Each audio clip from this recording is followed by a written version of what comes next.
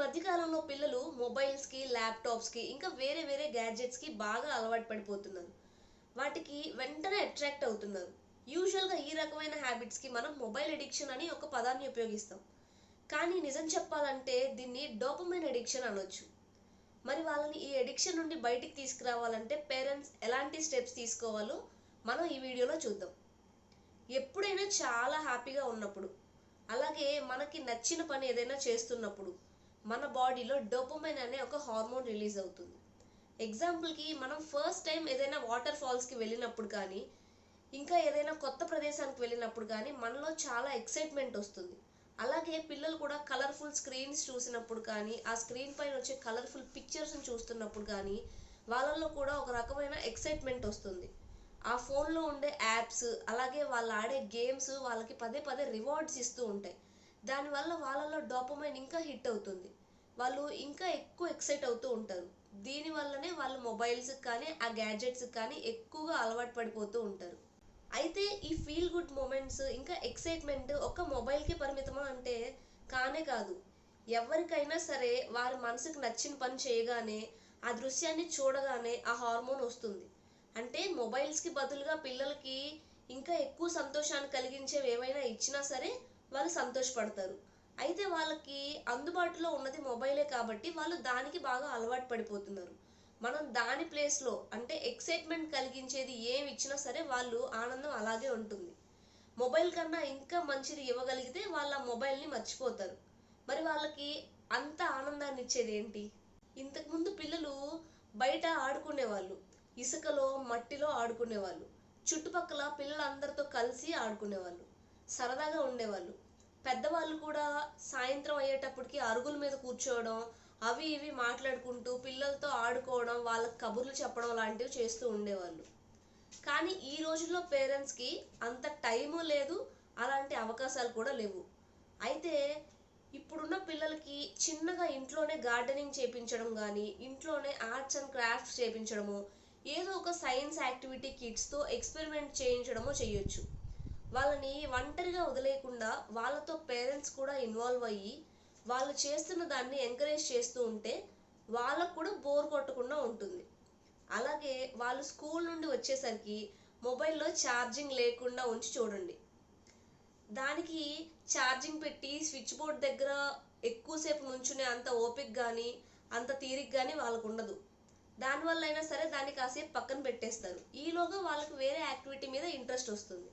మన brain neuroplasticity అనే concept ప్రకారం పనిచేస్తుంది. బ్రెయిన్‌లో ఎప్పటికప్పుడు న్యూ సెల్స్ జనరేట్ అవుతూ ఉంటాయి. ఏదైనా ఒక విషయాన్ని ఒక 21 డేస్ పాటు బ్రేక్ లేకుండా అలవాటు చేసుకోగలిగితే ఆటోమేటిక్‌గా మన బ్రెయిన్ దానికి అలవాటు పడిపోతుంది. పెద్దవాళ్ళైనా, పిల్లలైనా ఈ మొబైల్ అడిక్షన్‌ని తగ్గించుకోవాలి అంటే ఒక జర్నల్‌లో ట్రాక్ చేసుకోండి. ఫస్ట్ డే మొబైల్ ఎంతసేపు చూసాము, సెకండ్ డే ఎంతసేపు చూసాము, అలాగే థర్డ్ డే ఇలా లెక్క వేసుకుంటూ రోజు రోజు మొబైల్ చూసే టైంని తగ్గించుకుంటూ ఆ టైం వేరే ఇంకో టాస్క్ వైపుకి షిఫ్ట్ చేయాలి. అవకాశం ఉన్నవాళ్ళు అవుట్‌డోర్ గేమ్స్ ఆడడము, అలాగే అవకాశం లేని వాళ్ళు ఇండోర్ గేమ్స్ ఆడించడము, ఒక్కో రోజు కార్టూన్స్ చదివించడం, ఒక్కో రోజు పిల్లల్ని కాసేపు బయటికి తీసుకెళ్లడం. అంటే ఇలా మెల్లగా మొబైల్ అలవాటు తగ్గిపోతూ తగ్గిపోతూ ఉంటుంది. దీన్ని కార్డ్ కటింగ్ థెరపీ అంటాం. అంటే వాళ్ళకి తెలియకుండానే మెల్లగా మనం ఆ తాడుని కట్ చేస్తూ ఉంటాం. పిల్లల్లో కొంతమందికి బొమ్మలు గీయడం అంటే ఇష్టం ఉంటుంది. కొంతమందికి పెయింటింగ్ వేయడం సరదా. అలాగే కొంతమంది పిల్లలకి మొక్కలంటే ఇష్టంగా ఉంటుంది. అవన్నీ వాళ్ళని ఎక్స్పీరియన్స్ చేయనివ్వాలి. అలాగే పిల్లలు ఏదైనా పని చేసినప్పుడు వాళ్ళని కొంచెం కొంచెం పొగడటం కూడా చాలా ముఖ్యం. మొబైల్ ఇచ్చినంత డోపమైన్ మనం కూడా ఇవ్వాలి కదా! అందుకోసం అని చెప్పి నువ్వు ఈ పని చాలా బాగా చేశావు, నేను ఎప్పుడు ఇలా ఈ పని చేయలేదు అంటూ కొన్ని కబుర్లు చెప్పాలి. మనం ఎప్పుడూ చెప్పుకుంటున్నట్టుగా వాళ్ళని ఇంటి పనుల్లో కూడా ఇన్వాల్వ్ చేయాలి. ఈ రోజుల్లో ఆడపిల్లలైనా, మగపిల్లలైనా అన్ని పనులు చేసుకోవాల్సి వస్తుంది. కాబట్టి వాళ్ళకి ఇప్పటి నుండే చిన్న చిన్న పనులు చేయడం అలవాటు చేస్తూ ఉంటే రేపు వాళ్ళు బయటికి వెళ్ళాక కూడా ఇబ్బంది పడకుండా ఉంటారు. అలాగే ఈ పనులతో పాటు వాళ్ళకి నేచర్‌కి దగ్గరగా తీసుకెళ్తూ ఉండాలి.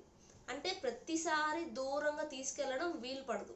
అట్‌లీస్ట్ ఇంటికి దగ్గరలో ఉన్న పార్క్‌కి, తోటలు, పొలాలు ఇలా వాళ్ళు ఎక్కువ ఏమి ఇష్టపడుతున్నారు అనేది మనకు తెలుస్తుంది వాళ్ళు అక్కడ ఉన్న వస్తువులతో ఆడుకుంటున్నారా, లేక కొత్తగా వాళ్ళ క్రియేటివిటీని బయటికి తీస్తున్నారా అనే విషయం కూడా మనకు అర్థమవుతుంది. కొంతమంది పిల్లలు వాళ్ళకి యూజువల్గానే లీడర్షిప్ క్వాలిటీస్ ఉంటాయి. వాళ్ళు ఎప్పుడు కూడా ఒక 10 మందిని పోగేసి ఆడుకుంటూ ఉంటారు. కొంతమంది పిల్లలు చుట్టూ ఎన్ని బొమ్మలు ఉన్నా సరే వాళ్ళు మట్టిలో ఆడుకోవడానికి, నేచర్తో ఆడుకోవడానికి ఇష్టపడుతూ ఉంటారు. ఇలాంటి వ్యాపకాలన్నీ పిల్లలకు అలవాటు చేస్తే వాళ్ళు మొబైల్ అలవాటు తగ్గడమే కాకుండా వాళ్ళలో ఉన్న క్రియేటివిటీ కూడా బయటపడుతుంది. అలాగే వాళ్ళకి తెలియకుండానే వాళ్ళు నేచర్ని ఇష్టపడడం మొదలు పెడతారు. ఇలా ఒక 21 డేస్ ఛాలెంజ్ తీసుకొని పైన చెప్పినవే కాకుండా ఒకవేళ పిల్లల ఐక్యూ లెవెల్స్ ఎక్కువగా ఉంటే వాళ్ళకి బజార్లో దొరికే షాప్స్లో కొన్ని పజిల్ బుక్స్ కానీ, సూడోకు కానీ ఇలాంటివి కూడా చేపించవచ్చు. దీనివల్ల వాళ్ళు స్టడీస్ పైన కూడా కాన్సన్ట్రేషన్ పెరుగుతుంది. అలాగే పైన చెప్పుకున్న ఈ పనులన్నీ పిల్లలతో చేపించాలి అంటే ఫస్ట్ ఇంట్లో అందరూ ఒకే మాట మీద ఉండాలి. ఎస్పెషల్లీ పేరెంట్స్ ఇద్దరు వాళ్ళని అదర్ యాక్టివిటీస్లో ఇన్వాల్వ్ చేసినప్పుడు పేరెంట్స్ కూడా ఐదర్ మదర్ ఆర్ ఫాదర్, ఎందుకంటే ఇద్దరికీ ఒకేసారి కుదరకపోవచ్చు.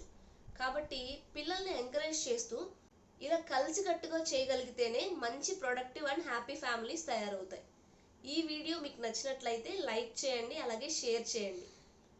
అలాగే ఛానల్ని ఇప్పుడే సబ్స్క్రైబ్ చేసుకోండి. Thank you for watching and stay connected.